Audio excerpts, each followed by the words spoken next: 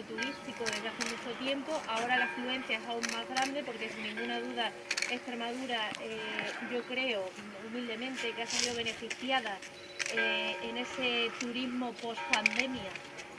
Son bienvenidos todos los turistas, los que vienen en moto, los que vienen a un camping, los que vienen a la casa rural, a las hospederías, los que son usuarios de paradores y también los que vienen en autocaravanas, en furgonetas camper. Que si habilitamos este tipo de espacios, a lo que estamos contribuyendo es a que todos esos turistas se queden en la localidad, pernocten en la localidad, hagan gasto en la localidad, porque el que se queda va al comercio a comprar, va a la gasolinera más cercana a echar gasolina, y eso también contribuye a la economía de la zona. Entonces yo creo que tenemos que ir hacia ese nuevo modelo turístico sostenible donde quepamos todos y donde trabajemos para que, como decía, todos los turistas sean bienvenidos, que desde luego en Extremadura todos los turistas son bienvenidos. Por habernos apoyado en este pequeño proyecto que supongo que engrandece a un pueblo, ¿no? Como el nuestro, ¿no? Poquitos habitantes. El sitio le elegimos por la proximidad, lo que hablaba Nuria, de que la persona que viene a casa y tiene la posibilidad de ir andando a tomarse algo, a comprar.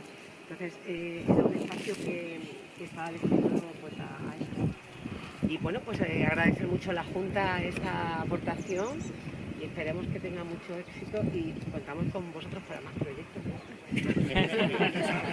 En el futuro. Soy Jesús Gallardo, el presidente nacional de la plataforma de autocaravanas autónomas.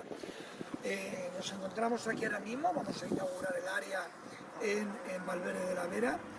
Tengo una profunda ilusión y estoy muy orgulloso ahora mismo en lo que es el potencial tremendo que tiene toda la Vera. Es indudable que hay que crear más áreas y desde aquí ya apoyo y digo que se creen, por favor.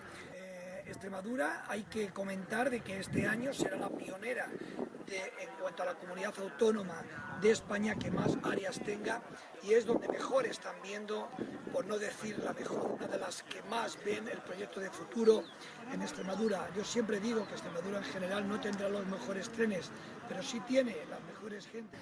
Venimos 365 días del año, 9 meses en las autocaravanas se pegan las personas.